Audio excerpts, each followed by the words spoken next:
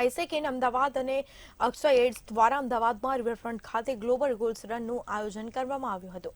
Riverfront પર યોજાયેલી મેરેથોનમાં 500થી વધુ લોકોએ ભાગ લીધો હતો અને આ ગ્લોબલ ગોલ્સ રન મેરેથોનનો મુખ્ય હેતુ લોકોને ફિટનેસ પ્રત્યે જાગૃત કરવાનો અને ક્લાઇમેટમાં ચેન્જ કરવાનો હતો. ત્યારે આ આઈસેક સંસ્થા વર્લ્ડની મોટામાં મોટી યુથ ઓર્ગેનાઇઝેશન સંસ્થા છે અને આ સંસ્થા leadership and sustainable development goals માટે કામ કરે છે અને આ સંસ્થા લોકોનું હેલ્થ સારું રહે તે માટે સતત પ્રયત્નશીલ રહે છે. यहाँ पे ऑलमोस्ट 400 लोगों ने आज पार्टिसिपेट किया है। 400 लोग आए हैं आज सुबह 4 बजे यहाँ पे भागने, अपना स्पोर्ट्स एंथुजियाज्म बताने। एंड जो हमारा रन है it's based on sustainable development goals, जो SDGs है, जो हमारे फ्यूचर के लिए सबसे इम्पोर्टेंट है। सो हमारा जो ऑर्गेनाइजेशन है आईसेक, हम उसके लिए सोलली काम करते हैं, सारे यंगस्टर्स इवेंट ऑर्गेनाइज करते हैं और हम बहुत खुश थे कि आज सब लोग आए, सुबह रिफ्रेशमेंट्स लिए, उन्होंने जुम्बा किया, थोड़ा सा एक्सरसाइज किया और सब आज मैराथन में भागे हैं। तो बहुत सफल रहा हमारा इवेंट आज का.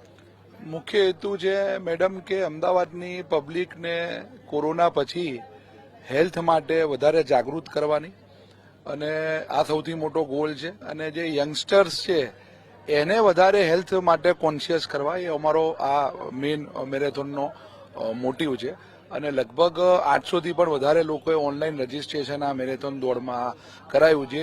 એકચ્યુઅલી આ પહેલા જ વર્ષમાં અમને બહુ સારો રિસ્પોન્સ મળ્યો. અમારો આ જે ભાગ છે બેઝિકલી અમારે એ કરવાનું હતું કે લોકોને જણાવવું કે લોકોને કેવી રીતે ફિઝિકલ ફિટનેસ અવેર વધારવાની, કેવી રીતે પોતાનું બોડી મેન્ટેન કરવું અને મેઇનલી અમારું ક્લાઇમેટ ચેન્જ ઉપરનું હતું કે વાતાવરણને કેવી રીતે આપણે સ્વચ્છ રાખી શકીએ છીએ અને કેવી રીતે આપણે બીજાને પ્રોત્સાહન આપી શકીએ છીએ કે લોકો આગળ જતા વધીને કેવી રીતે આ દુનિયાને બચાવી શકે છે કે સસ્ટેન કરી શકે છે.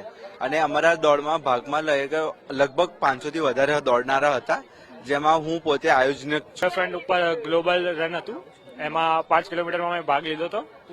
તો એમાં મેં મારો ટાઈમિંગ છે 19 મિનિટ, એમાં હું ફર્સ્ટ આવ્યો છું અને હું ખાસા 2 વર્ષથી પ્રેક્ટિસ કરી રહ્યો છું રનિંગની અને ખૂબ સારો એક્સપિરિયન્સ રહ્યો અહીંયા.